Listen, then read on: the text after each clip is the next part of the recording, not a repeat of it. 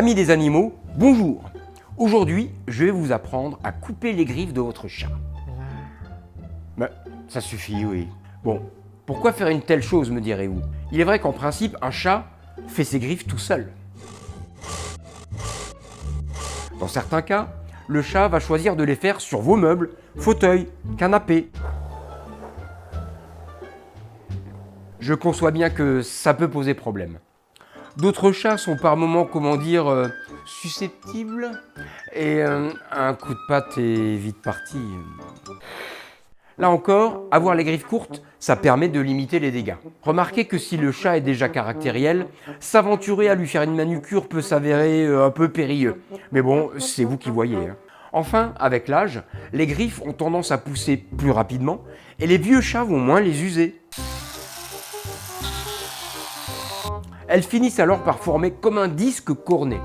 Celui-ci peut parfois aller jusqu'à perforer le coussinet et le blesser. On parlera alors de griffes incarnées.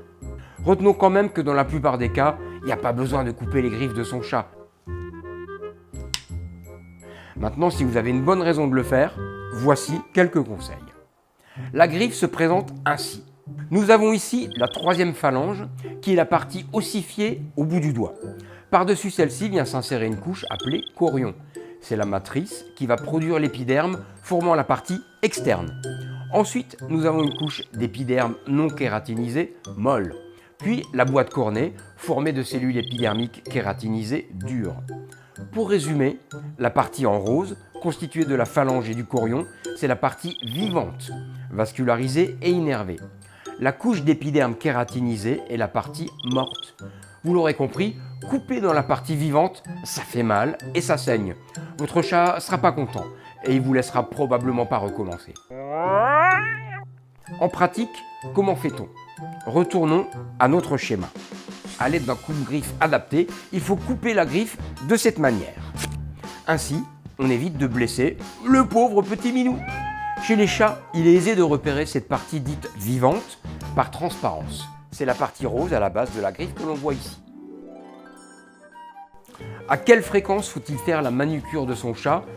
Je dirais autant de fois que ça vous semble nécessaire. Vous savez maintenant comment couper les griffes de votre chat. En cas de doute, question ou si vous avez besoin d'aide, n'hésitez pas à demander à votre vétérinaire. C'est lui l'expert. À propos de griffes, savez-vous que votre chat peut vous rendre gravement malade d'un seul coup de patte? On en reparle dans le prochain épisode. À plus! Griffe de chat, sorti pour chasser, attraper un rat. Griffe de chat, mes griffes de chat, si tu les coupes mal, le salopard c'est toi. Griffe de chat.